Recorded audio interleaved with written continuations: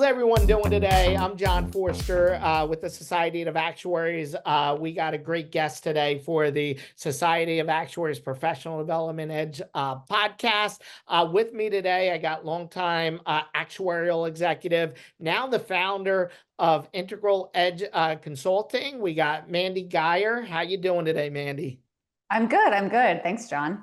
Yeah, very glad to have you. I love the new venture you're on. Been following you on LinkedIn with that. So you're doing some great stuff there. So wanted to first tell everybody about Professional Development Edge Plus. That is the SOA subscription product that has all the recordings from our major meetings, live webcasts, plus the recorded webcast, great courses that are out there, as well as short form video content. So be sure to check that out. So Mandy, just want to get into it. We want to focus this webcast on storytelling. And, I know a lot of what you've done in your actuarial career, you leverage that. Like, when did you find out that that was an important part of your skill set in your actuarial career? Yeah, so I actually got a taste of this like really early on in my career. I remember I was working in small group pricing, and my boss said, "Hey, we're going to go to a meeting with underwriting and sales, and we're going to go over rate increases for small groups." And so I was very naive at the time. I was very young. I was like, "Well, the math is the math." I did the work, so I printed out just a short page with here's the plans, here's the rate increases, and wow. Boy, was I wrong walking into that meeting. I didn't realize that this was going to be a negotiation, that, sales and underwriting, they were trying to figure out why are the increases are what they are, where is their wiggle room, what do we need to do? And so that was kind of the first taste. And, I wasn't perfect after that, but every experience after that was kind of just layered on that until, several years later, I remember working on an executive presentation when I was in consulting for one of my clients. And each of their senior leaders wanted a separate meeting. So the CEO wanted a separate meeting, the CFO wanted a separate meeting, the CHRO. And we must have gone through like 30 iterations of that deck, just constant rework, fire drills back and forth.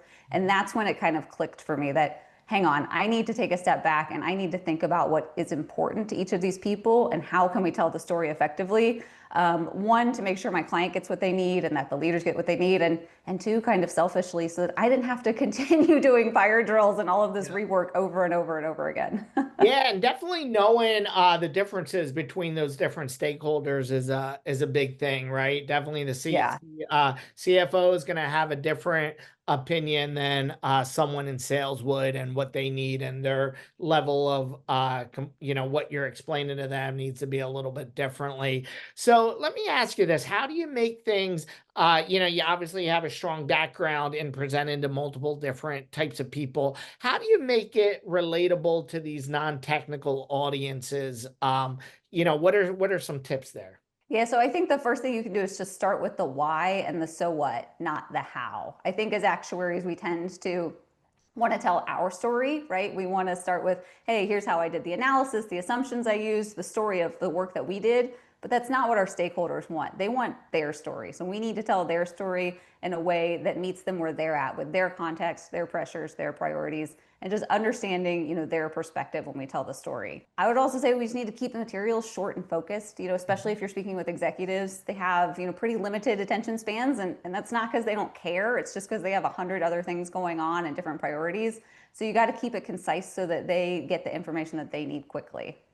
Yeah, exactly. There's some good tips there. So why don't you tell me about a situation where, storytelling did have a major role in the message that was received and the outcome? Why don't you talk through a specific situation for me?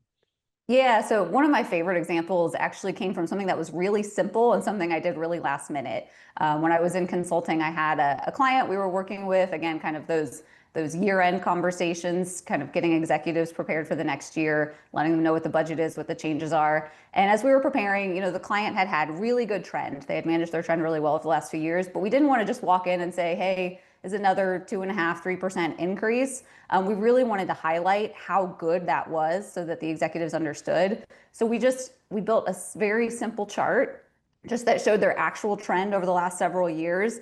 And, the few years maybe 5, 6 years ago, the trend was in line with market, and then it started to divert and was managed really well. And so we showed, how much better their trend was doing than market over several years, and actually quantified that into a number. And so that number happened to be $100 million. So they had essentially avoided $100 million in cost over the last few years by managing their trend better than market. And so what could have just been a really routine conversation, like really resonated with the stakeholders, and not only gave them something to be excited about, but also made my client look really good, because she had stepped into the role a few years prior. And so we wanted to highlight the work that she had done to manage trend. And so that chart, they kind of called it the $100 million chart for a while after that. It kind of made me laugh, but it really showed me how telling that story made a huge difference. Yeah, that's definitely a big number, and you're able to quantify that. How do you balance, you talked about as a young actuary, you were walking in and saying, hey, I need to just say the numbers. And as actuaries, we want to be very accurate and precise and nitty gritty, but also you want to be high level to people that are you're explaining your story to. So how do you balance that, making sure you're doing a little bit of both, and not getting it too much in the weeds with folks? Yeah, I mean, it's not easy. And sometimes I think when we talk about simplifying things, we think we're kind of dumbing it down and losing some things. But I kind of liken it to, I just had my car in the shop. And so I liken it to when you take your car to a mechanic, they're going to drone on and on about all these technical details, all this terminology that I don't understand. When at the end of the day, I just want to know what's wrong with it. Can you fix it? How much is it? And when will it be ready? So just tell me that. So that's how I think about kind of presenting to senior leaders and audiences, is just think about what they want to know and give them that information. And you always have the details in your back pocket if you need to go deeper, but just think about what they want to know and what's important to them. Yeah, yeah, that's a really good point. I feel the same way when I'm taking my car in. Just give me the facts, right? Yeah. How much is this going to cost? What are my options? That's some really good stuff. We know sometimes, let's talk about some mistakes actuaries might make in presenting to folks, and what are some ways that we could deal with those mistakes. So why don't you tell me a little bit about that? Yeah, so there's a few that I saw over and over throughout my career. I think the number one mistake I've kind of seen is just missing context. When you're presenting to leadership or to stakeholders, clients, they need to know, how is this different from last time? How does this compare to expected? How does this compare to market? What direction are we trending in? And so having that context is so important in telling the story, because numbers don't necessarily speak for themselves. If I tell you trend is X%, that doesn't mean anything to you until you understand in what context. I think, also just the numbers speaking for themselves. Actuaries, we tend to think, like I did when I was really young, the math is solid, the math is the math, but you have to tell that story around it so that people understand where that number came from. Exactly, exactly. Great stuff there. So let's get into the how, how does having this strong skill set in storytelling, how does that enhance your influence and your leadership skills? I think it can do so much. So sometimes, as actuaries, we can kind of be put into a little bucket. We're just number pushers. We're just numbers people. But when you can tell that story, you can start to build that influence. You can build that credibility when you clearly explain your assumptions, the trade-offs, the context, the consequences of doing something or not doing something. That's when leaders really feel confident in the work that you've done. And that transparency that you're giving them really builds trust and makes it easier for them to rely on your recommendations, and in uncertain and high stakes situations in particular. I think it can also really help align teams across lines of business. I think sometimes one of the biggest challenges I've seen in every organization I've worked with is people working together across lines of business. And you have to, right? In order to get things done, in order to be effective, you have to work with other people doing other things. And so when you're able to really tell that story in a way that everybody understands, you can bring everybody together with a shared understanding, and that can help everybody move forward easier.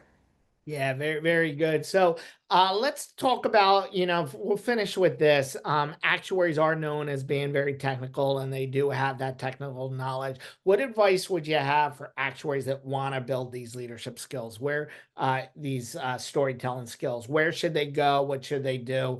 What advice would you have for them?